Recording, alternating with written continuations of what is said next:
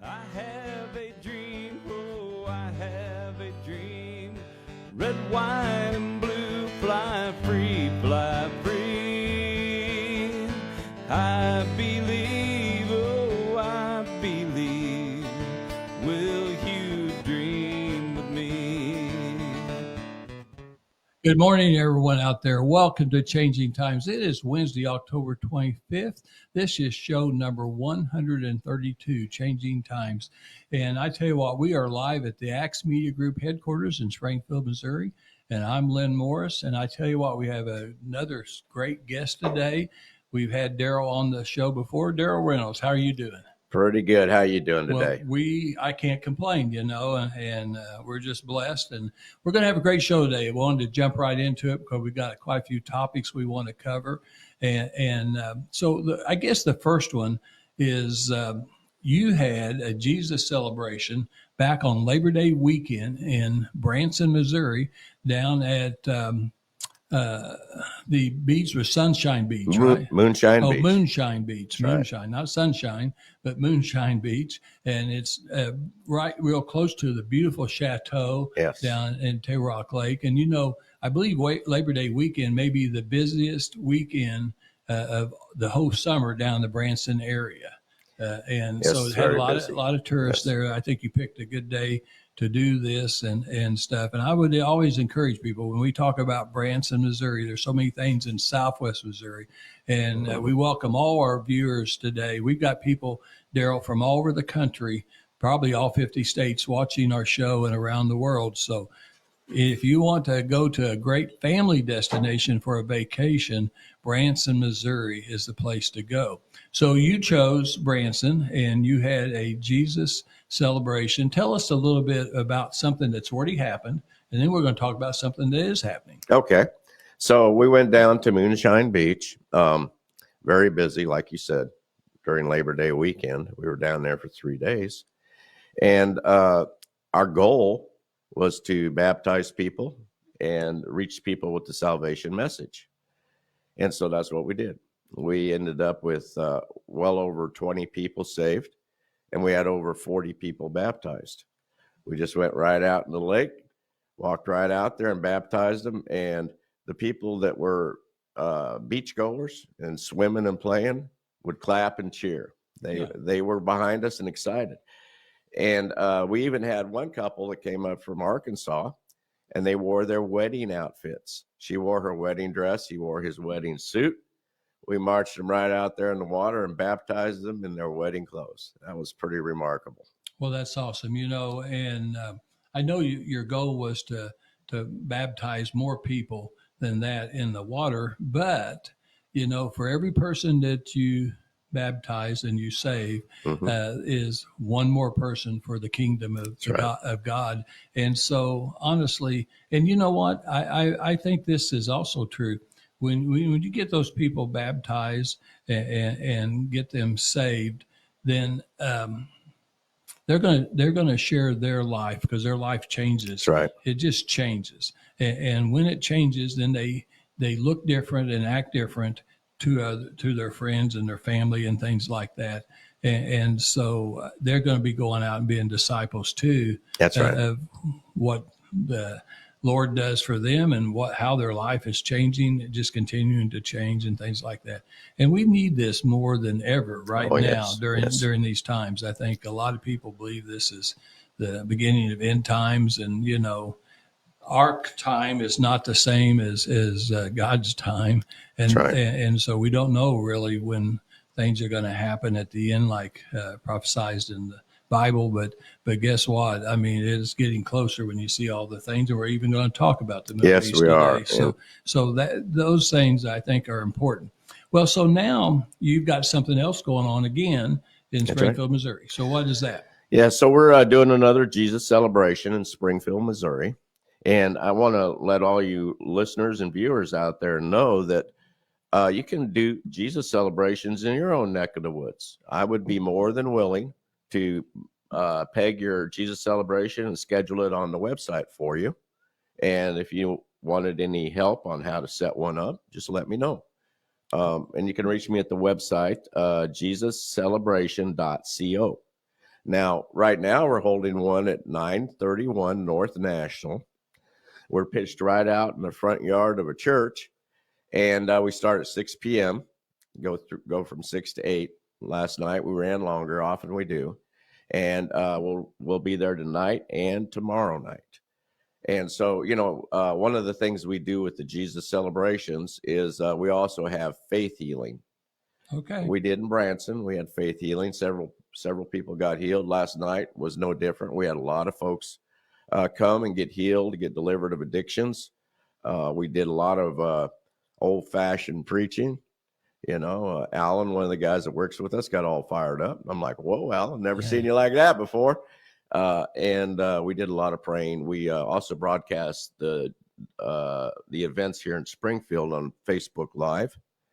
But the real key, like you said, Lynn, is you go out there and you reach these people, no matter who they are, addicts, perfect people. None of us are perfect, but some think they are. And one at a time, we reach them. And then one at a time, they reach others. And so, you never know when the one person you reaches is the next big time that has the opportunity to reach thousands. A good example of that is that old country bumpkin, David Wilkerson. Yeah. He went down into New York City, reached a gangbanger by the name of Nicky Cruz. Now, David would never reach the crowd Nicky reaches, and Nicky's reached thousands and thousands. And that all started with the spark of one conversion. So don't forget, you guys can do that. You can do it in your daily life. You can do it online. You can do it with your friends, at work, at home with your family. That one conversion might be the spark that lights a fire in another direction. Well, Daryl, I tell you what, I am so glad, because this is one of my questions I had on my worksheet, that you are willing, and this is what so many people have come on Don's and my show, is the fact that you're willing to share your information and to help some communities out there in the United States. You need to do things like this. I don't know how many Jesus celebrations are going on around the country, but there needs to be more. And this gentleman is doing them, and he's willing to share all his information with you, where you can be successful in your community. And right. It doesn't have to be a big city. It could be a middle-sized city or a small town, rural town. Yes. It's needed everywhere in this country. And so, I just want to say to you, thank you for doing that. You're a difference maker. I always use that word difference maker. To me, that's a very highly guarded person that is a difference maker. And then Don Blackard would sit where you are, and she would say you're being the change. And Daryl, you are certainly being the change. And we need people like that. And I know there's people watching today that are like that. You're difference makers out there in your community. You're being the change, and you can do the same thing that Daryl's doing and doing these Jesus celebrations.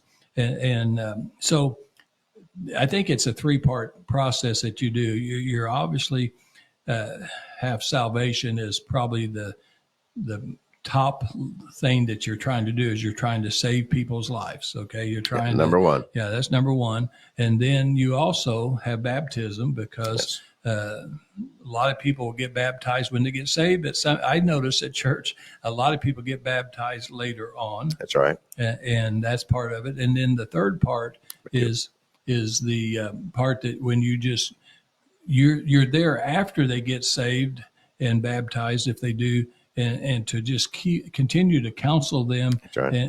And what is that word? I trying to discipleship. Think. Discipleship. So That's discipleship is extremely important to even solidify that foundation. That's right. Absolutely. And that way they understand more. I'm sure they get a Bible. There's different things that you give them that's part of that discipleship. But I think answering questions, they might still have questions. Yes. And they're not probably scholars of the Bible.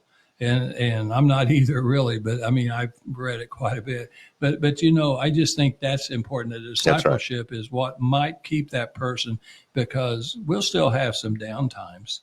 But if you have Jesus walking by your side when you have a downtime, I bet your downtime's not near as long as you'd otherwise be. Yeah, so it's important, Lynn. 80% of new Christian converts fall away without discipleship. That's a big number. Yeah. And one of the key things to remember, and this is actually a topic I was brought up and spoke about during the revival this week, during the Jesus celebrations, is you don't have to know it all. You don't have to be a scholar. You've got 2 eyes. You can read the Bible for yourself. Yeah. And if you read the Bible without interjecting opinion, you'll get the truth. And we have a website out there. It's called discipleshippartners.org. You can go to that website anytime you want. We've got remote access for discipleship paperwork, processes, procedures to help you in your walk as a new Christian and even as a mature Christian.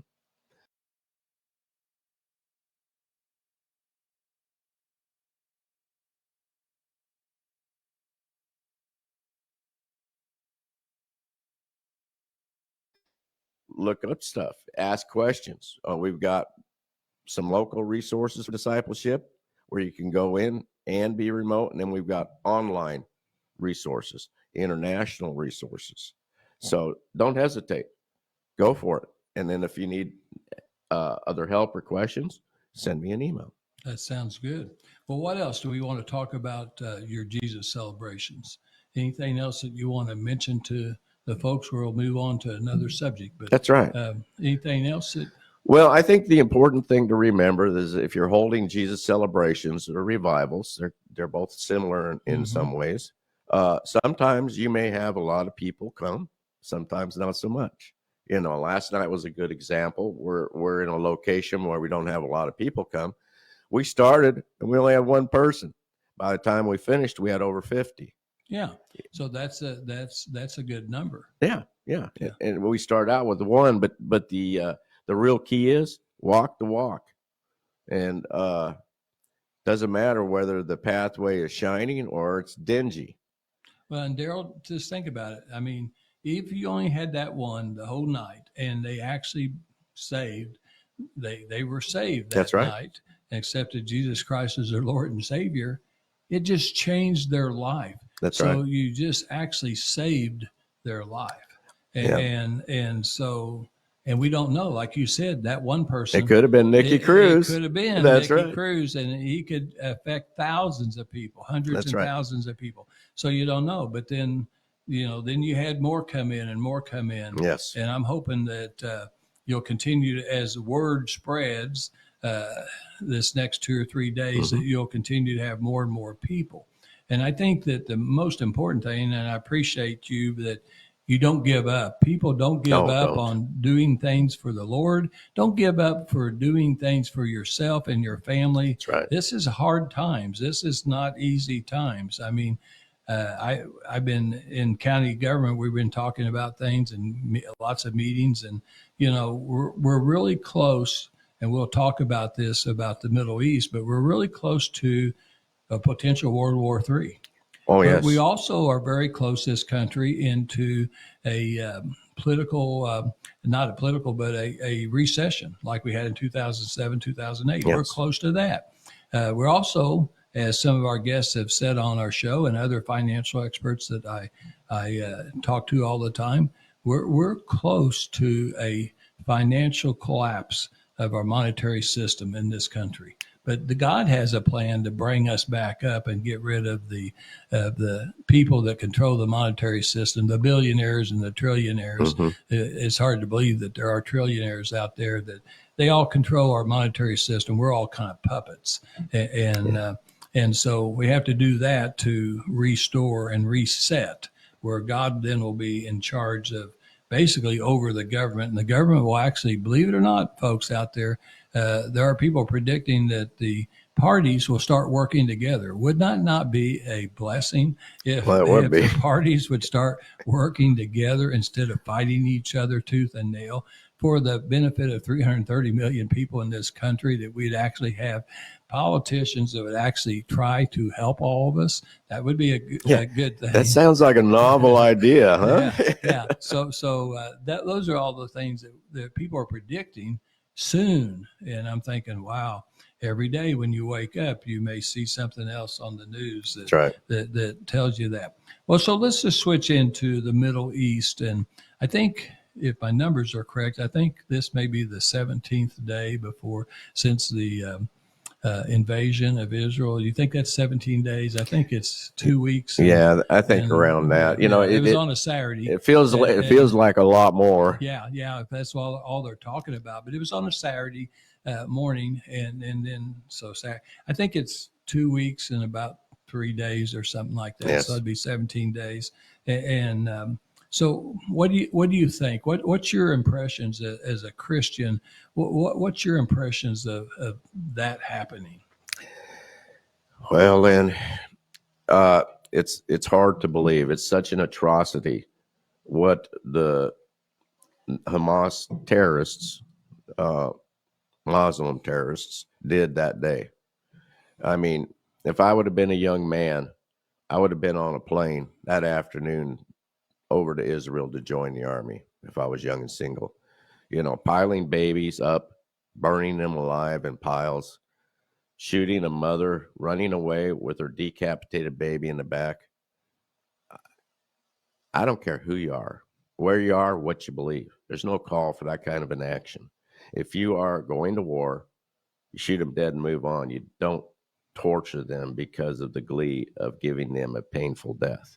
So I want to get that out first, that we need to back Israel in this, and proportionate response. There's no such thing. Israel didn't pile babies up and burn them. Israel didn't shoot mothers in the back when they're running with decapitated babies. So there's not such a thing as a proportionate response to an action like that. So I want to get that out first. But second, what's happening in the Middle East should not be a surprise to anyone, really. I mean, I hate to say that, but it's true. The Bible tells us they will give us signs and seasons of the coming times. And I think anybody who's read their Bible, in fact, a lot of folks that haven't, can discern right now that we're in the season. You know, the signs, not all of them are solidified. They're out there. Not all of them have been fulfilled. But the season is here, just like fall. Yeah, I agree. You can tell. Yeah. You know, the leaves fall, the weather gets cold, things change, animals grow more fur. Mm-hmm. You know, your wife gets the heater turned up and you try to turn it down. I mean, these are signs, right? Yeah, right. And seasons. So one of the things that we need to think about in this is what's aligning itself, what's happening. And it's really quite shocking. There's a thing in the Bible called Gog and Magog. It's the prophecies of Ezekiel 38 and 39. There's other prophecies, but that's the big old meat, the meat of it. And it speaks about the invasion of a massive army coming down from the north, the uttermost parts of the north, actually. And this Gog and Magog lists specific countries that are going to be involved, along with many others. And when you hear about this kind of stuff, you're saying, "Oh my gosh, that's biblical. That's Moses stuff." No. Mm-hmm. Moses is a small timer compared to what's coming our way. Right. You know, it really is. And all you have to do is just sit down, be patient. Don't be troubled, because the Bible tells us there's going to be wars, rumors of wars. So it's coming. Don't be troubled. Be prepared.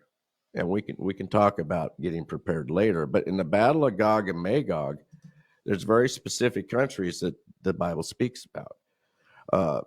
It lists Gog, Magog, Rosh, Meshach, and Tubal, Persia, Cush, Libya, Gomar, and Beth Togarmah, and many others.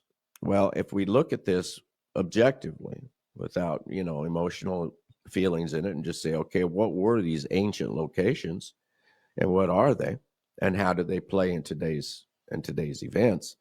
We see that basically Gog is a person. It's a name or a title, because he's addressed as a prince. And that is the difference in the proper nouns and names used for all these locations.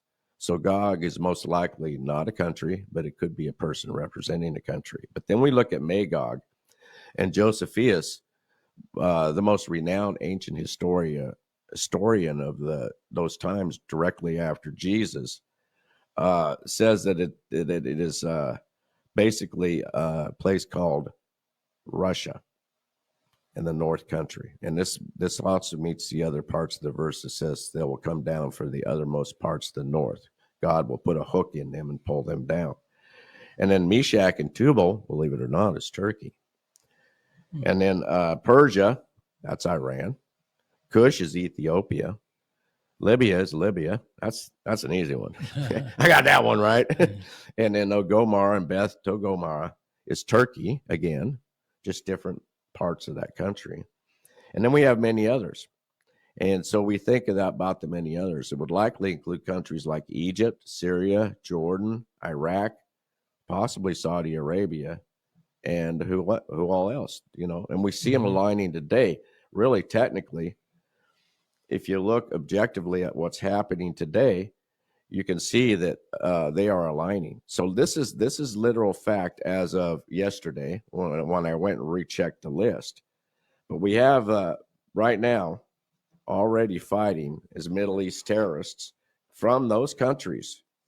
We already have Turkey, Iran, Syria, Yemen, Egypt, Iraq, Lebanon, and aligning in war posture, we have China and Russia. Now, right now, whether you like it or not, those guys are already players. They are already got skin in the game. And so we have a big chunk of the biblical list. We do. Now, other countries, by their words, have aligned against Israel, and that's Jordan, Qatar, and Indonesia. So right now, all of the countries on the list of the biblical Gog and Magog are in the group coming against Israel. That is amazing. It's shocking, but it was predicted thousands of years ago. So what are we? Well, I guess we're going to have to just accept that as a truth. Now, to be honest with you, timing seems strange because we haven't had the major peace treaty, which should precede this. But God's got this all planned out. So even if all the signs are not fulfilled, we see the season. And within the season, we know for a fact that we are in the days of prophecy, the end of times, the last days. So what I would advise each and every one of you is don't be troubled. Be prepared. So get out there and strengthen yourselves spiritually, mentally, and physically. A wise man is not caught off guard. And God warns us. He warns everybody before action happens. He always has in all of historical biblical times and current days. So I think right now that's a shocking thing to accept. But I'm glad you said all that, Daryl, because it's been prophesied. So we know people that really believe in God, believe in Son and Holy Spirit. We know that is what is said in the Bible, printed in the Bible, is really happening. It's always happened. It's going to happen. And there is a time coming, and I think it's a lot sooner. And what you said about, not being so troubled, not being so worried. One of the best ways to not be troubled and worried is to have Jesus Christ as your Lord and Savior. Absolutely. You have that base, you have that anchor, and you will be able to overcome many, many obstacles, mental depression, anxiety, just all kinds of things going on. Ever since COVID, it seems like to me, I see this because I deal with so many people in my line of work with county government and as a state rep. People are very, very depressed right now. They're worried. This inflation has really hit people. Yes, it has. And it really bothered people. We've got high costs of medications, gasoline, food, everything that people need. We just got tremendously high costs, and a lot of people there's still people out of work. There's a lot of things that are really worrying people. And so I would say there's not a lot of hope out there for a lot of people. And one of the things that we did to even start this Changing Times show over 2 years ago was try to always bring hope. That's right. And to people. And the way that we can bring hope through people is guests like you, and then to make sure that people know there is hope. And one of the things that I would say, Daryl, and I don't even know what church you go to, but I know you go to church. And I would just tell people out there, wherever you live, it doesn't matter where you live. The good thing about this country is there is a lot of great churches, and there's all kinds of denominations. Okay. I love ice cream. Now, I shouldn't love ice cream so much because I'm diabetic. However, sometimes I act like I'm not. And I tell you, I don't know if I've ever tasted a flavor that I don't like. That's also a problem with being diabetic. Okay. But, I relate that to churches. I look in my area where I live in Southwest Missouri, in the Ozark, Nixa, Springfield area, and there are so many great churches, so many. They're all a little different, but you can find a church that fits you, that fits your family, and I'll just tell the younger people right now that's watching our show, or even if you're a grandparent and you've got kids that you raised, but they're not taking your grandkids to church. One of the things that I've been watching as I got older is how do the mom and dads, what do they do about church on Sundays and Wednesdays and different things? Do they take their kids or in my case, my grandkids to church? I think that's extremely important, even more important today than it was 5 or 10 years ago. It's continuing to be more important. And so I'm urging and encouraging everyone to find a church. I don't care what church. I'm not going to judge them, but just find a church that fills your needs and makes you feel good and have some confidence when you start Monday that you've got Jesus on your side. I just think because of all these things that's going to happen, you need that. You really need that. Well, what else? I mean, what else do you think about the Middle East? I mean, do you think that? Well, let me add two thoughts to what you said. Okay. It's important nowadays that grandparents realize that they are a strong influence with their grandchildren, and they should always speak the truth. We've lost track of the truth in today's world. Oh, that's true. And grandparents, you guys have more influence on your grandchildren than you realize. So keep that in mind. The other thing I would like to bring up, seek Jesus as your Lord and Savior, because it's really this simple. If God be for you, who can be against you? That's right. And I've got a website out there. It's called redemptionpath.org. You can go to, and it will cover the steps of salvation, baptism, and faith. Redemptionpath.org. Now, back to your question on the Middle East. What was that, Lynn? Well, what's our next step? I mean, the United States seems like we're getting more and more involved. That's what I think people are really worried about. Are we going to be drawn into, because, the Bible says the countries that support Israel are going to be taken care of. The countries, all those countries you mentioned that might not be in favor of Israel and want to destroy Israel, they're not so highly regarded in the Bible. Okay? They're toast. That's what they say. I mean, it says they're not going to exist. That's right. Okay.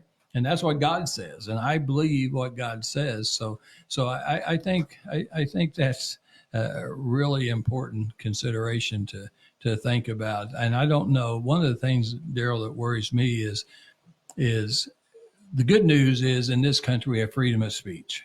We have freedom of speech. I think we may be losing parts of it, but I think that freedom of speech is a tremendous important thing in a country like ours. But we got these universities, especially the Ivy League schools and prestigious schools, where I think some of the kids have been brainwashed, where they're showing these large gatherings and protest gatherings and rallies against anyone, against Israel, against the United States and things like this. And I know they have a right to protest, but I think it really starts to worry me that we have so many people within our own country that feels that way.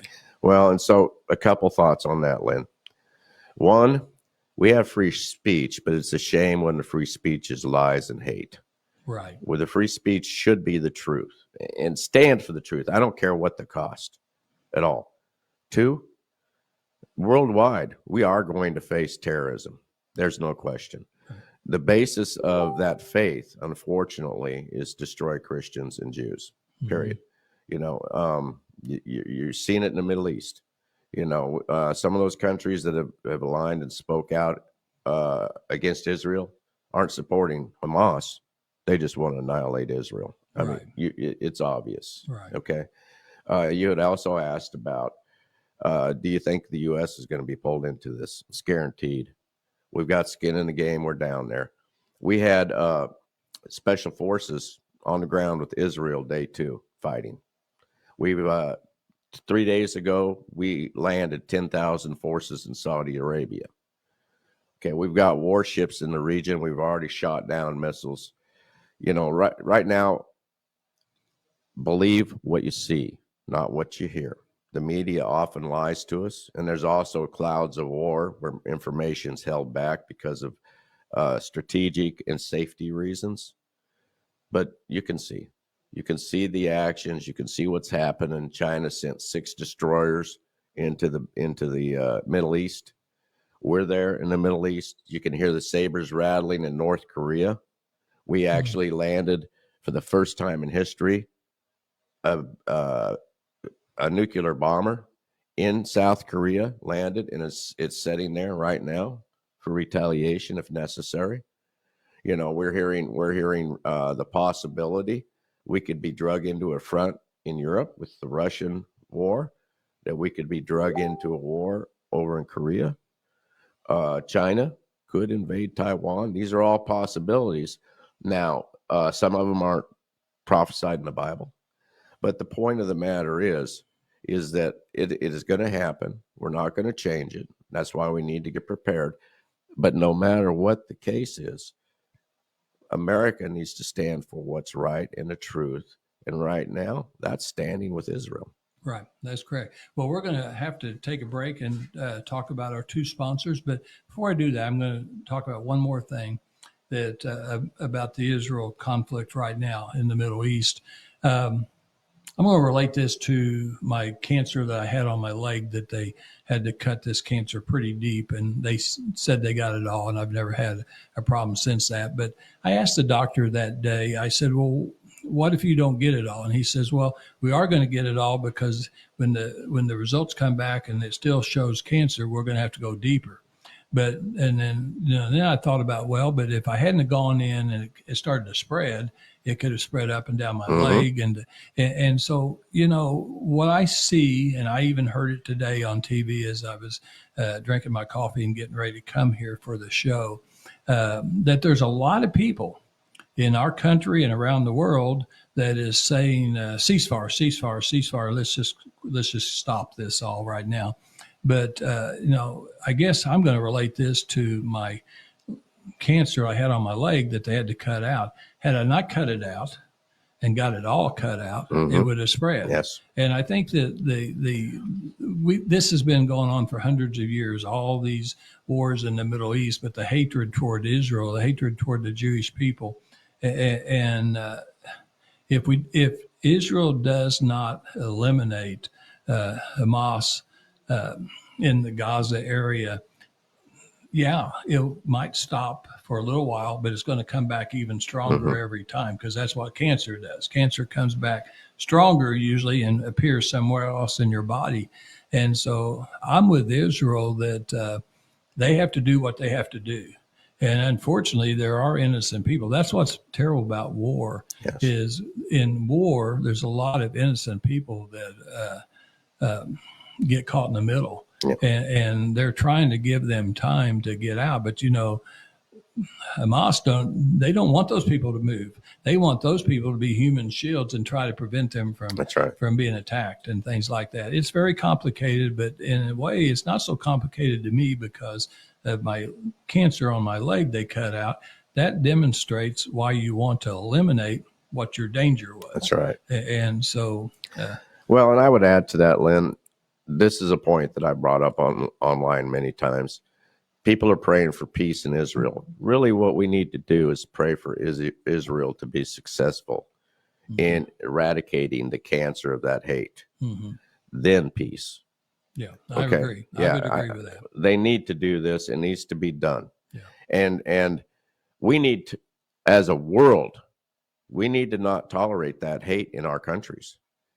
It's a cancer that'll grow its tentacles into every country of the world if we allow this hate to continue.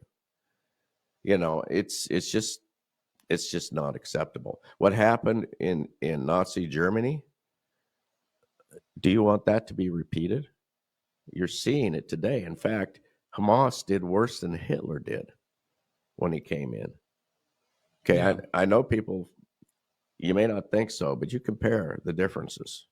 If they had the resources Hitler had, I guarantee Israel would be gone. Right.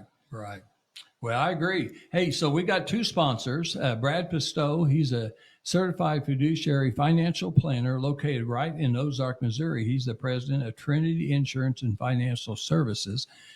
If you got a pencil and paper, write this phone number down. It's 417-581-9222, 417-581-9222. And you call that number, and either Lisa or Hunter, Brad Pistow's son, will answer the phone, and they'll get you set up with a lot of free information about retirement planning. They'll send you a book. Brad has written a couple books. Safe Money Matters was his first book, #1 best-selling on Amazon for retirement planning. Then last December, he wrote a book and was released called Bulletproof. Is a continuation of his first book, but even more good information. He has retirement plans that you will never run out of money before you run out of life. I actually use him. Several members of my family uses him. Don Blackard and her family members use him. He's licensed in 3 states, but he has associates in 47 other states. And so he can hook you up with someone that really, really knows how to financially secure your life. And I would just highly recommend him. I on my show, we do not recommend anyone that I don't either use myself or know a whole lot about, because I'm not going to recommend somebody that's going to mess you up. So Brad Pistow is one of those guys. The next sponsor is a good friend of ours too, John Whittaker. John Youngblood and John Whittaker were partners for a long, long time. John Whittaker was just in our show 2 or 3 weeks ago. He now is the owner of Springfield Nissan, Springfield Kia. They used to be called Youngblood Motor Groups. They've been in business 45 years, one of the longest family-owned car dealerships in Southwest Missouri. And I'll tell you what, I bought my last 2 cars from them, and I will continue to be buying my 3rd and 4th cars from them. I can't say anything but good things about their service, their dealership, everything about them. They're located in Springfield, Missouri, 3525 South Campbell. And they have new cars on one side, and they have used cars on the other side. But a lot of those used cars are actually certified cars. There's a difference between buying a car that's pre-owned, that's been driven around, and one that's certified, because a certified car is going to be a car that's not going to sit, you're not going to have to take it back to the shop every 2 or 3 weeks and get something fixed. They check it, they make sure that car is going to last quite a while. So that's really good. And because of the cost of cars, I usually buy a used car. I'm really good at buying a car from them. I bought one with 4,800 miles and 8,300 miles. Those cars were just getting broken into. And so that's what I do. And I save a lot of money, but I still have a new car. And I do that. They've got a great 72-hour test drive program where they can bring your car to your house, park it in a driveway. You got 72 hours, put the wife, the kids, and the dog, put everybody in the car, go grocery shopping, go look at the fall leaves, whatever you want to do. And after 72 hours, if you don't like that car, they'll bring you another car to try. They're very easy to deal with. They always say, make it easy for you. That's what John Whittaker always tells me. We're going to make it easy for you. So that's our 2 sponsors, and we're extremely proud of them. And I think we have 2 more sponsors we're going to be bringing on in January. So we'll be at our highest level 4, and it's going to be tremendous for Acts Ministry. So let's get back to another topic. We got Halloween coming up. Yes. And you know, you hear, so we're Christians, but we hear out there some people that they don't want to have anything to do with Halloween. Others want everything to do with Halloween, and some people want something in between. Yes. Well, what's your thoughts on Halloween? Well, I'm going to tell you straight the truth, and then what we could talk about, the differences. But basically, the Bible tells us to avoid the appearance of evil. Okay, Halloween, as fun as it is, I took our kids when they were little trick or treating. It is an evil date. It is the devil's night. In fact, Anton LaVey, the founder of the Church of Satan and wrote the Satanic Bible, says he's glad that the parents worldwide let their children celebrate the devil on Halloween. However, Halloween is also the greatest opportunity of the year to evangelize young children. And these children, many of them, are in families where they'll never hear about Jesus, never shadow a church, never know about the good news. What I would suggest on Halloween is handing out candy and Chick tracts. Kids love those little comic books. They'll read them 100 times. They'll wear them out as they're growing up. They'll stash them in their drawer and they'll pull them out and read them. But where else are you going to have an opportunity to have 100, 500 willing participants come right up to your door and say, witness to me? You won't have another day of the year where you have the ability to reach those who will never hear the word of God. And so it's not just about not celebrating Halloween in the appearance of evil. How about if we take that night of darkness and shine light into it and recapture it for the Lord and call it a night of evangelism? Yeah, you know what, Daryl? See, I didn't know what you were going to say, and I actually agree with 100% of what you said. I'm really grateful because of the churches. Back when my kids were growing up and we'd be walking in the dark and the cold air and rain and all that stuff, it seems like it always happens around Halloween. That's the first snow of the year. Yeah. And I remember walking and the kids never get cold. Oh, no. I mean, I asked my kids, hey, are you getting cold yet? Do you want to come back in? Because I was wanting to come back in. But no, we're fine, Dad. We're fine.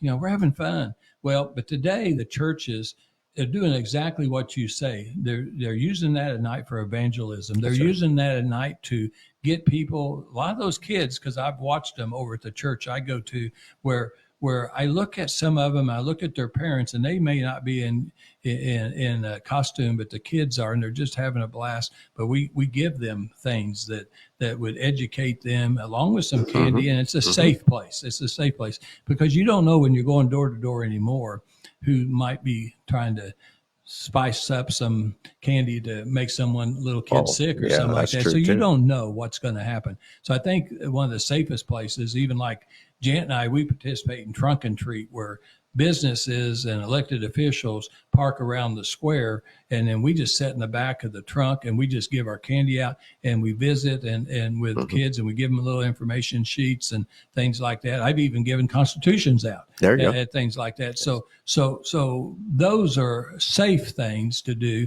and I think that can be, you can make a bad night that was intended to be a bad night, you can make it into a good night. That's right. So I think that's what you do. Well, we're going to run out of time. I tell you what, thank you for being here today. Well, thank you. I think we've covered a lot of subjects today, and very important subjects. I would just ask everyone to continue praying. We need to be a country and a people of prayer at this time, probably more than any time ever. We have so many challenges in our life that we definitely need to be praying. And I do believe in the power of prayer. Absolutely. I mean, we see miracles all the time, and it's only through God and his son that's possible.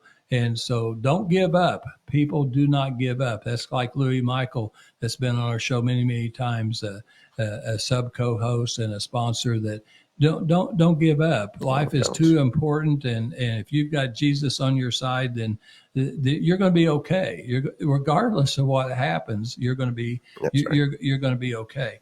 Well, we're going to be back next Wednesday.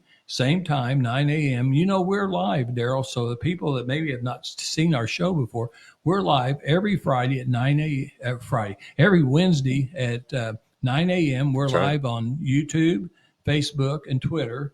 That's X. And then we're also seen on Daily Motion, Rumble, LinkedIn, and Radio Free America. So we have an audience that's worldwide. We really appreciate everybody. Tell your friends you like the show today. Tell your friends. We'll be back next Wednesday. Thanks for tuning in. Thank you. That's what it means to really dream. 1, 2, 3.